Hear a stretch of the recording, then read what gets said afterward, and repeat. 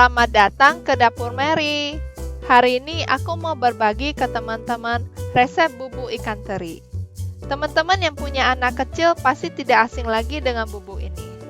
Tanpa basa-basi, yuk mari kita mulai.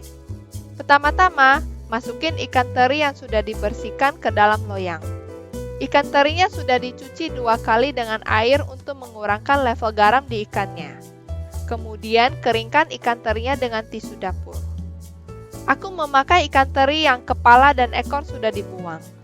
Kemudian panggang dengan panas oven 180 derajat Celcius selama 25 menit, sampai warnanya berubah menjadi coklat keemasan. Pada saat ini, ikan teri harusnya sudah renyah dan membuat cemilan yang enak. Masukin ikan teri yang sudah dipanggang ke dalam blender, dan blend sampai menjadi bubuk. Oh ya teman-teman, kalau teman-teman suka dengan video aku ini, teman-teman jangan lupa pencet tombol subscribe, like, dan pencet tombol bell supaya teman-teman tidak kelewatan semua video baru aku. Teman-teman juga bisa follow kita di sosial media @dapurmary. Aku lebih suka blend sedikit demi sedikit supaya ikan terinya bisa di-blend lebih halus. Teman-teman kalau tidak punya blender bisa juga memakai lumpang alu.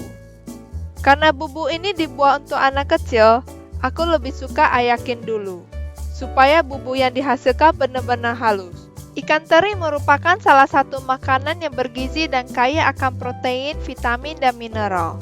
Selain mengandung kalsium yang bagus untuk tulang, ikan teri juga mengandung DHA yang bagus untuk perkembangan otak. Sangat cocok untuk dikonsumsi oleh bayi umur 7 bulan ke atas. Tetapi kalau ada riwayat alergi ikan di keluarga, berikan setelah umur 1. Masukin bagian yang kasarnya ke dalam blender lagi, dan blend lagi sampai semuanya menjadi halus. Selain memakai oven, teman-teman bisa juga sangrai di wajan dengan api yang kecil, hingga ikan terinya menjadi renyah dan berwarna emas kecoklatan. Simpan ikan terinya di dalam wadah tertutup.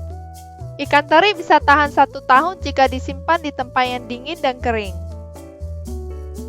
Bubuk ikan teri ini bisa ditaburkan langsung pada makanan yang sudah dimasak, atau dijadikan sebagai bumbu kaldu atau penyedap rasa saat memasak sup, tumis daging, atau sayuran. 1 sendok teh cukup untuk 1 porsi makanan. Aku berharap teman-teman suka dengan video aku ini. Teman-teman bisa komen di bawah resep apa lagi yang pengen aku buat di next video. Thank you for watching. Bye guys!